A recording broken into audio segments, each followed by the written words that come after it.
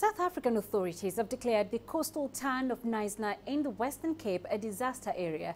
It comes a day after severe storms lashed another city in the province, Cape Town. At least 9 people have died and hundreds displaced by gale-force winds, heavy rain and flooding. An elderly man died when part of his home collapsed and 8 other people were killed in surrounding areas.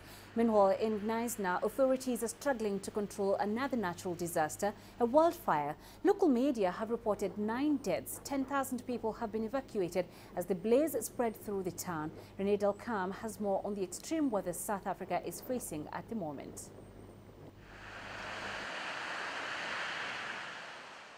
It was climate change in action, say the authorities. The city of Cape Town, which is struggling to cope with a devastating drought, lashed by a freak storm on Wednesday.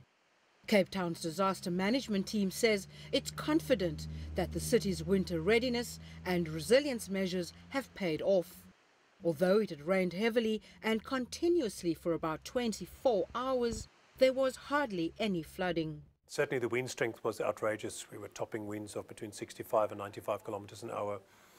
And that meant that most of the damage and challenges we had were relating to poles being blown over, electrical poles being blown out, trees falling on electrical infrastructure, falling on roads, and roofs being blown off, tiles being blown off roofs.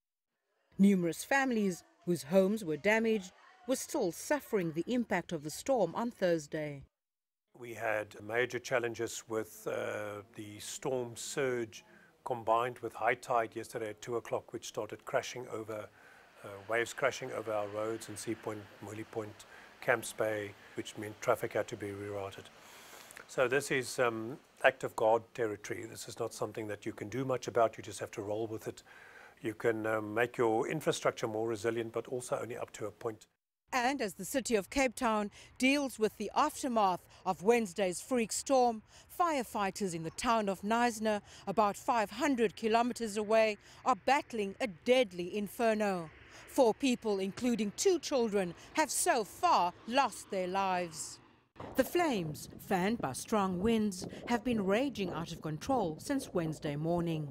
Thousands of people had to be evacuated from their homes as the blaze swept through the town.